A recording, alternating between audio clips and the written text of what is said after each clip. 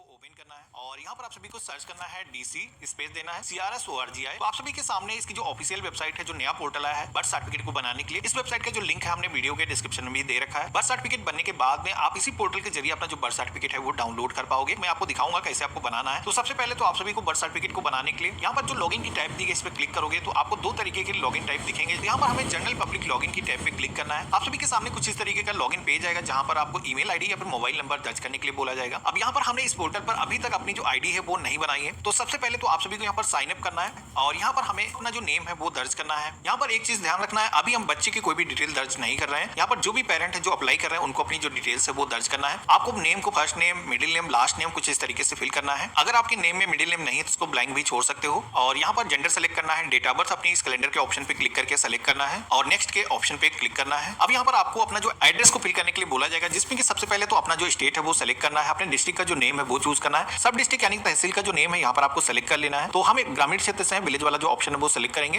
Then आपको अपने village का जो नाम है वो लिस्ट आ जाएगी, इसमें से आपको फेस करना है। अपने एरिया का जो पिन कोड है जो कि आपके आधार कार्ड पर बैक साइड पे प्रिंट होगा उसको फिल कर लेना है और यहाँ पर आपको अपना जो कंप्लीट एड्रेस है फिल कर लेना है और नेक्स्ट के ऑप्शन पे क्लिक करना है। अब यहाँ पर इस पोर्टल पर आपको लॉगिन करने के लिए आधार नंबर की भी जरूरत होती है, तो यहाँ पर हम अपना जो आधार नंबर है वो दर्ज करेंगे। नेशनलिटी इंडियन है, सेलेक्ट करेंगे और टर्म एंड कंडीशंस का एक आइकन आएगा, इस ऑप्शन पे क्लिक कर देना है। नेक्स्ट के ऑप्शन पे क्लिक करना है। अब यहाँ पर आपको अपना जो मोबाइल नंबर है वो भी दर्ज करने के लिए बोला जाएगा, तो हमने मोबाइल नंबर फिल किया है। सेंड ओटीपी का ऑप्शन दिया गया है, जिसपे आप क्लिक करोगे तो आपके मोबाइल फोन पर एक कोड जाएगा जो कि यहाँ पर हमें फिल करना है और वेरीफाई के ऑप्शन पे क्लिक करना है। तो यहाँ पर आपको अपनी जो गूगल की मेल आईडी फिल करना है, जो कैप्चा कोड दिखाया गया है फिल करना है और नेक्स्ट के ऑप्शन पे क्लिक करना है। तो इस तरीके से आप देखोगे कि हमारा जो रजिस्ट्रेशन है वो सक्सेसफुली हो चुका है। अब यहाँ पर इस पोर्टल पर आप लॉगिन कर सकते हो। तो यहाँ पर हमें अपना जो मोबाइल नंबर है वो दर्ज करना है और यहाँ पर एक कैप्चा कोड आएगा जिसमें कि यहाँ पर प्लस माइनस करना कुछ भी बोला जा सकता है, उसके हिसाब से जो भी इसका आंसर आएगा आप फिल करना है और लॉगिन के ऑप्शन पे क्लिक करना है। लॉगिन करने के लिए भी एक बार ओटीपी जाएगा, दर्ज करना है, देन आपको लॉगिन की टाइप पे क्लिक करना है। तो इस तरीके से आप देखोगे कि हमारा अकाउंट बन चुका है, पोर्टल के अंदर हम लॉगिन हो चुके हैं। अब यहाँ पर आप सभी को देखोगे कि बर्थ सर्टिफिकेट को बनाना हो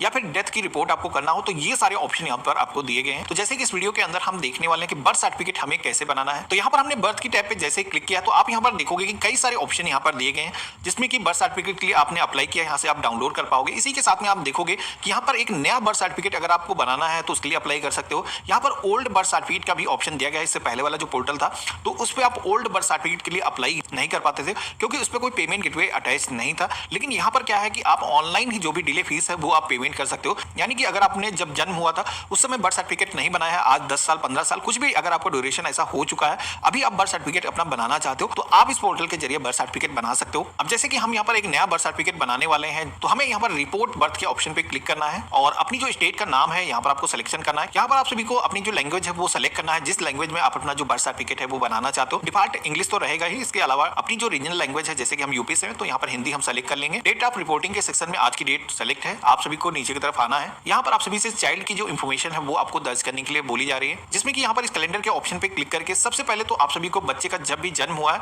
वो जो डेट है इस लिस्ट में से सिलेक्शन करना है। तो यहाँ पर आप देखोगे कि अगर हमने ओल्ड डेट यहाँ पर सेलेक्ट किया है तो आप यहाँ पर देखोगे कि यहाँ पर बताया जा रहा है कि जो भी आप पंजीकरण कर रहे हो वो 21 दिनों से ज्यादा हो चुका है, तो उस केस में आपको कुछ डिले फीस, इसी के साथ में कुछ एडिशनल डॉक्यूमेंट भी देने की जरूरत पड़ते हैं, जो कि मैं आपको लास्ट में बताऊंगा क्या क्या आपको डॉक्यूमेंट देने होंगे। यहाँ पर हम क्लोज के ऑप्शन पे क्लिक करेंगे। कंफर्म डेट ऑफ बर्थ के सेक्शन में आप देखोगे कि ऑटोमेटिक डेट यहाँ पर कॉपी हो चुकी है। आपको टाइम ऑफ बर्थ के सेक्शन में आना है। यहाँ पर आप सभी को बच्चे का जन्म जिस टाइम पे हुआ है यहाँ पर आपको फिल करना है। बच्चे का जो भी जेंडर है मेल फीमेल यहाँ पर सिलेक्शन करना है। इसी के साथ में अगर आपने बच्चे का आधार बनवा लिया है, आधार आपके पास मौजूद है तो यहाँ पर आपको आधार का ऑप्शन दिया गया है, नहीं है तो इनरोलमेंट आईडी का भी ऑप्शन दिया गया है। अब यहाँ पर ये जो आधार वाला ऑप्शन है मॉनिटरी नहीं है, अगर आपके पास बच्चे का आधार नहीं है तो आप इसको स्किप भी कर सकते हो, बाद में इसको अपडेट कर सकते हो। अभी आप अपना जो बर्थ सर्टिफिकेट है फादर और मदर के आधार के अनुसार बना सकते हो। तो मेरे पास में बच्चे का जो आधार नंबर है वो मौजूद है, हम यहाँ पर फिल कर देंगे। इसी के साथ में आप सभी से पूछा जाता है कि बच्चे का नामकरण हो चुका है, अपने नाम कुछ उसका रखा हुआ है, तो आपको यहाँ पर बच्चे का जो नाम है वो दर्ज करना है, जिसमें कि first name, middle name, last name, जिस तरीके से आपने अपना नेम फिल किया था उसी तरीके से आपको बच्चे का जो नेम है यहाँ पर फिल करना है। लेकिन यहाँ पर एक ऑप्शन आपको यहाँ पर टिक करने का दिया गया है, जिसमें कि बच्चे का अगर नामकरण अभी तक नहीं हुआ है लेकिन आप बर्थ सर्टिफिकेट के लिए अप्लाई करना चाहते हो तो इस ऑप्शन पे टिक करोगे। तो इस तरीके से आप देखोगे कि बच्चे का जो नेम है हमने यहाँ पर इंग्लिश लैंग्वेज के अंदर फिल कर लिया है।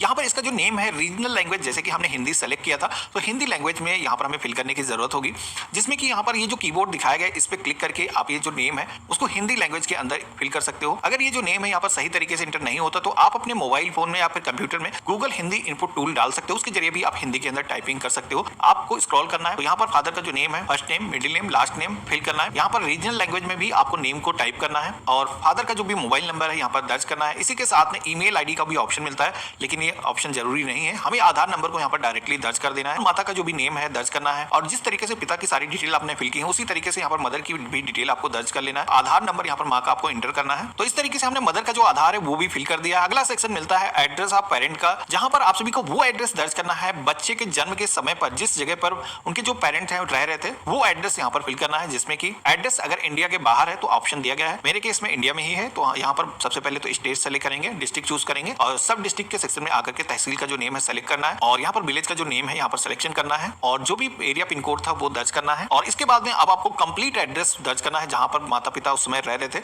अगर आईडी प्रूफ पर जो भी एड्रेस है जैसे कि आधार पर एड्रेस है तो सेम ही अगर है तो सेम ही एड्रेस यहाँ पर आपको फिल कर देना है। तो यहाँ पर बच्चे का जन्म के समय पर अगर आप किसी दूसरे शहर में थे तो ऊपर की तरफ वो एड्रेस आप दर्ज करोगे।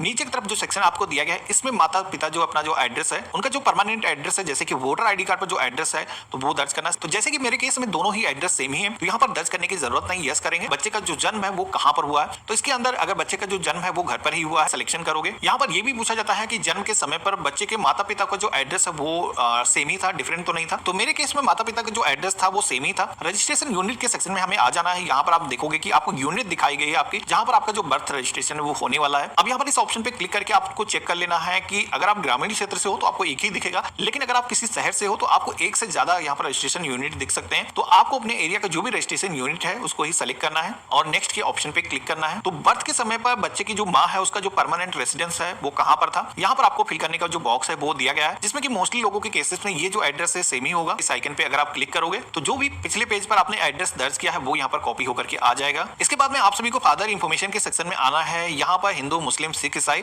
जो भी धर्म है सिलेक्शन करना है। यहाँ पर जो भी फादर का एजुकेशन लेवल है कई सारे स्लैब दिए गए हैं, आपको सिलेक्शन करना है। फादर का जो भी ऑक्यूपेशन है यहाँ पर लिस्ट दी गई है, जैसे कि एग्रीकल्चर करता है या फिर उसका खुद का व्यापार है, ऑप्शन दिए गए हैं, आपको उसके अकॉर्डिंग सिलेक्शन करना है। यहाँ पर मदर का जो रिलीजन है यहाँ पर सिलेक्शन करना है और यहाँ पर आप सभी को मदर का जो एजुकेशन लेवल है वो इस लिस्ट में से सिलेक्शन करना है। माता का जो ऑक्यूपेशन है, माँ अगर काम नहीं करती है जैसे कि हाउसवाइफ है तो यहाँ पर लिस्ट में ऑप्शन दिया गया गृहिणी का। इसके बाद में कुछ अदर इन्फॉर्मेशन आप सभी से मांगी जाती है, जिसमें कि शादी के टाइम पर माँ की जो एज है वो कितनी थी यहाँ पर आपको दर्ज करना है और यहाँ पर इस समय जो बच्चे का जो जन्म हो रहा है उस समय क्या एज होगी यहाँ पर ईयर्स में आपको फिल करना है। यहाँ पर नंबर ऑफ चाइल्ड के बारे में पूछा जाता है, जिसमें कि यहाँ पर अभी तक उस माँ के जितने भी बच्चे हैं जो जीवित हैं वो आपको दर्ज करना है। ये जो डिलीवरी है किस तरीके से हुई है, सिजेरियन है या फिर ट्रेडिशनल मेथड से की गई है, किसी रिलेटिव के द्वारा की गई है, यहाँ पर कई सारे ऑप्शन दिए गए हैं, आपको अपने अकॉर्डिंग सिलेक्शन करना है। तो जैसे कि मैंने यहाँ पर डॉक्टर वाला जो ऑप्शन है वो सिलेक्ट कर दिया है और यहाँ पर डिलीवरी टाइप के सेक्शन में आना है। यहाँ पर नॉर्मल डिलीवरी हुई है, हम सेलेक्ट करेंगे। अगला ऑप्शन मिलता है जहां पर आप सभी को बच्चे का जो वेट है जन्म के समय पर कितना था आपको दर्ज करना है। माँ की जो प्रेगनेंसी थी कितने हफ्ते की थी आपको यहाँ पर नंबर्स को फिल करना है। तो इस तरीके से हमने जितनी भी इंफॉर्मेशन हमें दर्ज करने की जरूरत थी हमने फिल कर लिया है। अब आपको कुछ डॉक्यूमेंट यहाँ पर अटैच करना है, जिसमें कि एड्रेस प्रूफ। यहाँ पर इस ऑप्शन पे क्लिक करेंगे तो आप यहाँ पर देखोगे कि आप अपना जो वोटर आईडी कार्ड है या फिर कई सारे यूटिलिटी बिल के ऑप्शन दिए गए हैं, इनमें से कोई भी आप बिल दे सकते हो। आधार कार्ड भी आप यहाँ पर दे सकते हो, ड्राइविंग लाइसेंस दिया जा सकता है। तो हम यहाँ पर आधार कार्ड को सेलेक्ट कर लेंगे और यहाँ पर हम अपना जो आधार कार्ड है ब्राउज के ऑप्शन पे क्लिक करके अपलोड कर देंगे। एक चीज का ध्यान रखना है, यहाँ पर डॉक्यूमेंट को अपलोड करते वक्त कई सारे लोग गलतियां करते हैं कि यहाँ पर इंटरनेट के थ्रू डाउनलोड हुआ आधार ही अपलोड कर देते हैं, लेकिन वो जो आधार है वो पासवर्ड प्रोटेक्टेड होता है, जिसमें एक पासवर्ड लगा होता है और यहाँ पर डिपार्टमेंट इसको एक्सेस नहीं कर पाता, जिसमें कि आपका जो फॉर्म है वो रिजेक्ट हो सकता है। और ये भी आपको ध्यान रखना कि आधार कार्ड फ्रंट और बैक दोनों साइडें होना चाहिए, जो कि अगर आप फिजिकल अपने आधार कार्ड को स्कैन करके अपलोड कर रहे हो तो उसको सबसे पहले तो स्कैन करके एक पेज पर मर्ज कर लेना है, जो कि मैंने वीडियो के डिस्क्रिप्शन में एक टूल दे रखा है जिसपे आप क्लिक करके दो फाइलें सेलेक्ट करके एक पीडीएफ फाइल बना सकते हो। तो इस तरीके से हमने आधार को सेलेक्ट किया तो आप यहाँ पर देखोगे कि हमारा जो आधार है वो अपलोड हो चुका है। यहाँ पर प्रीव्यू कुछ इस तरीके से आना चाहिए। अगला ऑप्शन मिलता है ऑर्डर का, जो कि आपको अपलोड करना है। ये जो ऑप्शन है केवल उन्हीं लोगों को शो होगा जिन लोगों ने 21 दिनों के अंदर पोर्टल पर आकर के बर्थ सर्टिफिकेट के लिए अप्लाई नहीं किया,